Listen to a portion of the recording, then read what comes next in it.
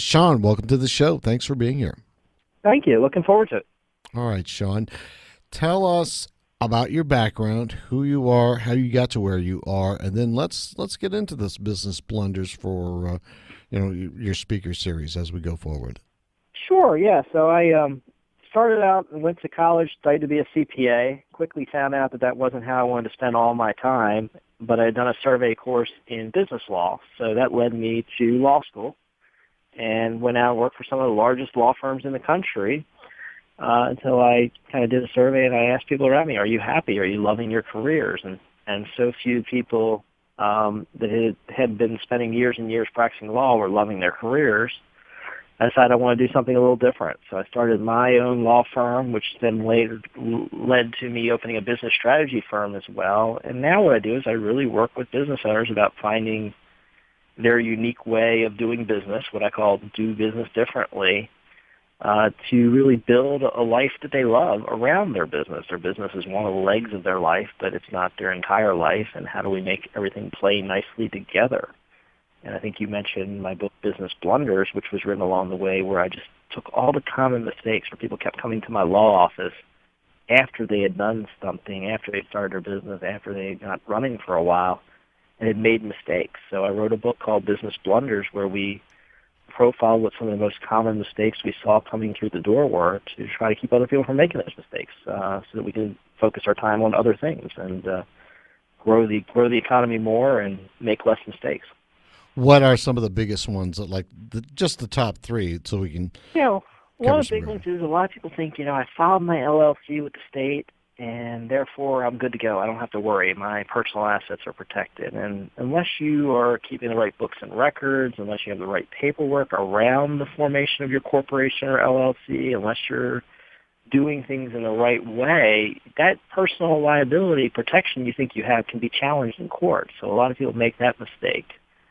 Another big mistake we see involves the assets of the company, particularly intellectual property. And a lot of people think, well, I have a service business. It's all me. I don't have any real value there. But, your customer list, the relationships, the ability to interface with those people can be very valuable. So you want to protect that with your employees, and you also want to know what you're going to do if something happens to you. A lot of people don't do that kind of advanced planning, but there's very valuable assets in these businesses that aren't often not protected. And then if I had to pick the third out of the book, the other thing I would say is people don't plan for changes enough, particularly when there's multiple owners of the business or we have generational changes. You need to plan for the fact that, ownership of your business is going to change. People are going to come and go. We need to have realistic ways of, buying people out, having people come and go, and plan for those kind of changes that are going to happen over 10, 15, 20-year periods that a business exists. What about time management? That's a big issue. It is with me, being able to cover a lot of ground and not do something half-heartedly.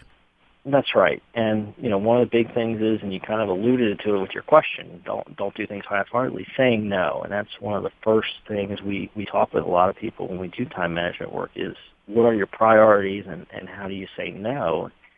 And tying it, to the broader work I do and to running a business, what are your priorities? What are you trying to accomplish? What do you want your life to look like? And, my book, It's About Time, that's one of the things we take people on a journey of is really starting with your priorities, what you want to accomplish.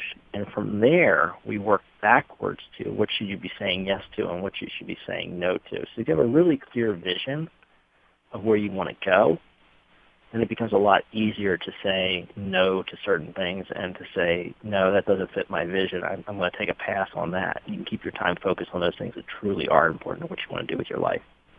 Okay. Doing business differently. We say a lot of use a lot of buzzwords here that everybody has in the industry. Are you disruptive? How do you separate yourself from the competition? But doing business differently seems to be the central theme that everybody is trying to promote about what they do. So, Right. What's your take on that? Well, my take is you do need to know what's unique about you and your business, and that's really what's going to drive your customer relationships. That's what's going to drive, you building a business that's stronger and compete. We're in an interesting world now. There's a lot of players. It's becoming more and more international. It's easier for people to find people like you. So you need to really think about that value driver and how you're structuring your business so that people want to do business with you, so that they are coming through your door and saying, you are my choice. When a client calls you up and says, I've researched you, I've vetted you, I know you're the person I want to work with, that starts the relationship off a completely different footing than when a client calls up and says, I'm phoning 5 other businesses just like yours, can you provide me the lowest possible price? The conversation goes a completely different direction. So we encourage people to think about what's unique about their business, what's unique about them and their offering, and how can they put themselves in a very special category where it's clear that they're the one that is the right choice for their clients and their customers. What are the top 3 things that people need to be aware of, the kind of blunders, if you will, about doing business differently to get the message out so that it's self-evident this is a game-changer type of company, business, message, what have you?